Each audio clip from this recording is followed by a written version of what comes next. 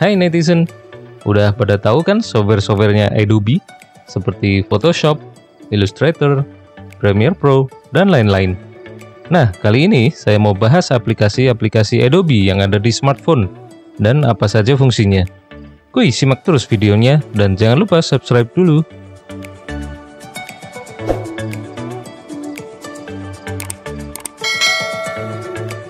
Yang pertama ada aplikasi Adobe Express. Ini adalah aplikasi desain grafis yang mirip sekali dengan Canva. Template-templatenya banyak dan beragam. Interface-nya simple banget, user-friendly, dan tanpa iklan jadi kelebihan aplikasi ini. Selain itu, di sini ada fitur-fitur seperti menghilangkan background atau cropping, yang hasilnya sih lumayan lah ya, nggak rapi-rapi amat juga, masih bisa diterima. Seperti ini contohnya.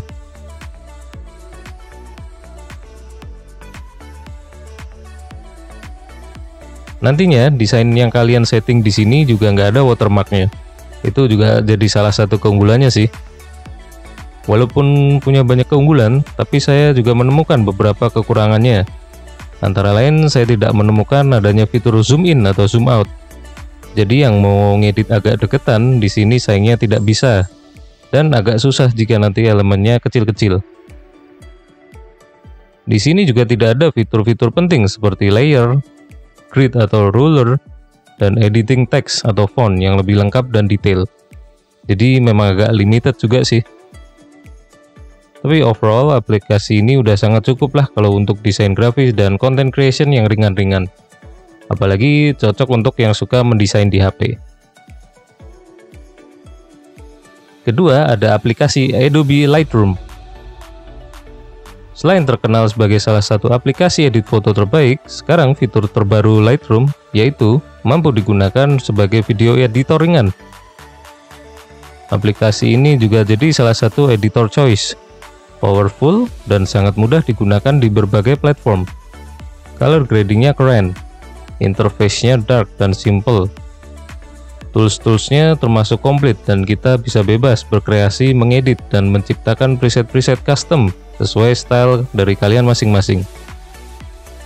Entah sejak kapan ya saya pakai aplikasi ini di PC maupun di HP, dan sejak saat itu juga saya buka dan edit foto dengan aplikasi ini. Sedangkan untuk kekurangannya mungkin dari segi harga langganannya ya, yang masih sedikit terlalu tinggi untuk sebagian orang. Dan perlu PC atau smartphone dengan spek yang lumayan tinggi supaya aplikasinya stabil. Di beberapa kesempatan saya temukan foto-foto hasil editan atau yang akan diedit tiba-tiba saja crash atau harus mengulang dari awal. Jadi seperti force close gitu. Ini sebenarnya bugs-bugs yang perlu segera diperbaiki oleh tim developernya. Tapi nggak terlalu sering sih dan overall masih berjalan dengan lancar. Aplikasi ini juga saya rekomendasiin banget sebagai salah satu pelanggan setianya. Selanjutnya yang ketiga ada Adobe Premiere Rush. Aplikasi editing video mobile pertama milik Adobe ini mempunyai kapabilitas mumpuni dan fitur yang sangat memadai. Interface-nya simple dan mudah dimengerti orang awam. Saking sederhananya aplikasi ini lebih mudah digunakan untuk editing cepat dan tanpa efek-efek yang rumit atau berat.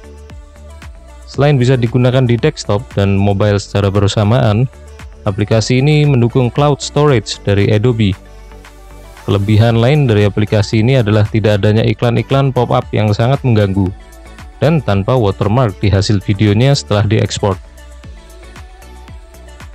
Cuma sayangnya saya juga menemukan beberapa kekurangan di sini, seperti tools-toolsnya yang masih sangat basic dan terbatas. Preview dan import dari library-nya juga masih cukup lambat. Dan fitur-fitur seperti transisi, color grading, subtitle masih limited banget.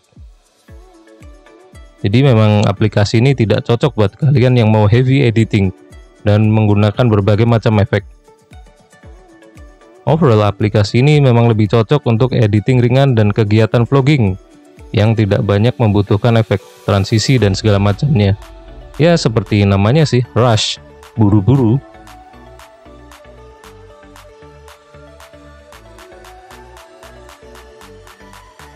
Nomor 4 ada Adobe Fill and Sign. Satu lagi, aplikasi gratis dari Adobe ini sangat efisien dan mendukung sekali gerakan paperless dan pengisian e-form yang sekarang sangat-sangat diperlukan di berbagai institusi. Bikin tanda tangan di sini juga sangat mudah. Kalian tinggal lakukan di layar HP menggunakan jari atau pen stylus. Lalu interface-nya juga simpel dan cepat dimengerti. Aplikasi ini seharusnya ada di tiap-tiap smartphone untuk keperluan produktivitas dan kecepatan pengolahan formulir. Karena dengan aplikasi ini kecepatan pekerjaan dan efisiensi bisa lebih meningkat. Di sini tidak saya temukan iklan-iklan yang mengganggu. Aplikasinya juga terbilang ringan sekali. Untuk kekurangannya mungkin ada di PDF editornya ya, yang masih sangat terbatas dan tidak ada opsi ketebalan ketika membuat tanda tangan. Selain itu, tanda tangan yang sudah kita buat tadi sebelumnya tidak bisa disimpan langsung ke device sebagai image atau attachment. Tapi overall aplikasi ini sangat efisien dan mudah sekali dioperasikan. Terakhir ada Adobe Photoshop Express. Aplikasi ini adalah versi lainnya Adobe Photoshop yang versi desktop. Tutorialnya banyak banget dan dikategorikan dengan baik secara berurutan. Interface-nya sangat user-friendly dan mudah dioperasikan orang awam yang pertama kali pakai.